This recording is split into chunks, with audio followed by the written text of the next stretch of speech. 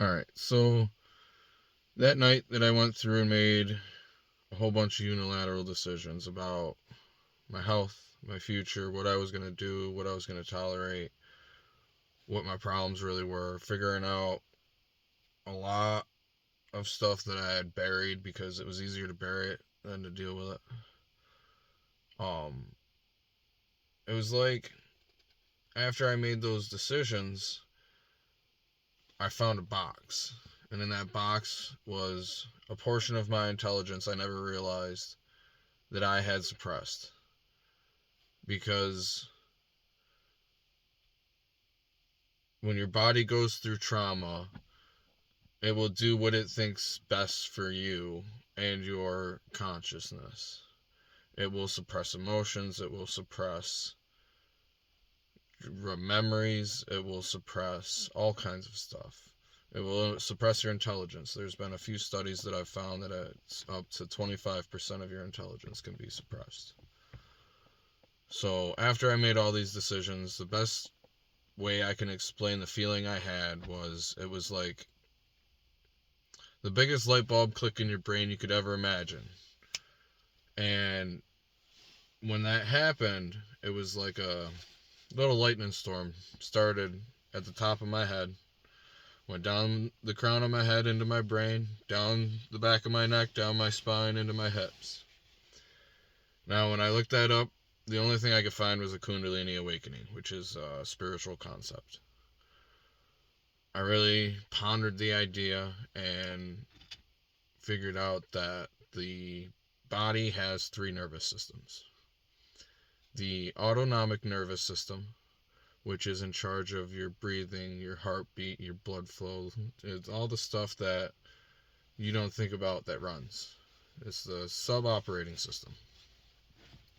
Now, there's the sympathetic nervous system, which is the fight or flight nervous system, which that is the in charge of exactly what it's named for: fight and flight. If your body needs to move, if you need to get out, if you need, to fight, if you need to run away. So sometimes it's just a freeze, and that's because they don't know which one to go into. And then there's also the parasympathetic nervous system. Now, the parasympathetic nervous system is in charge of your rest and relaxation and your creative mind, I believe.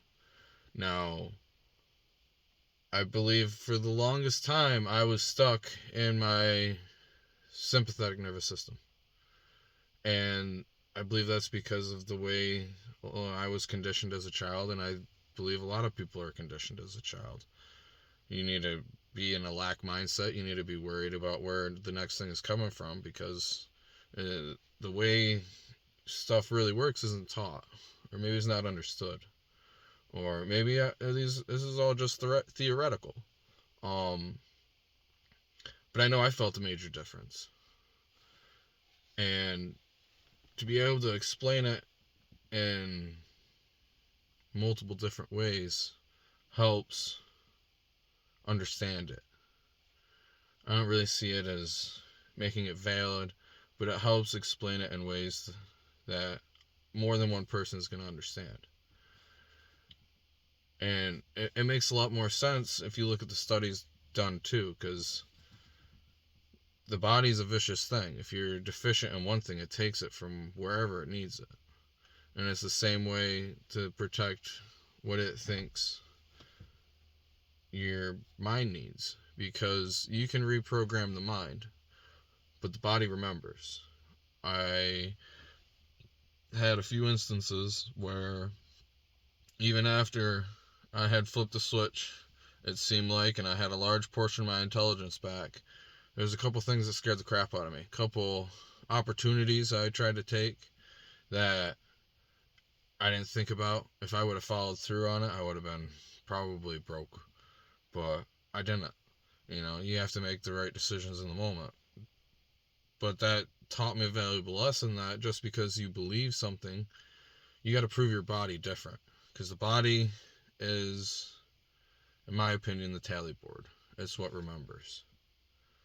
It's the thing you got to prove that it's still safe, even after you figure out how the mind works. Um, And it makes a big difference if you know how your body works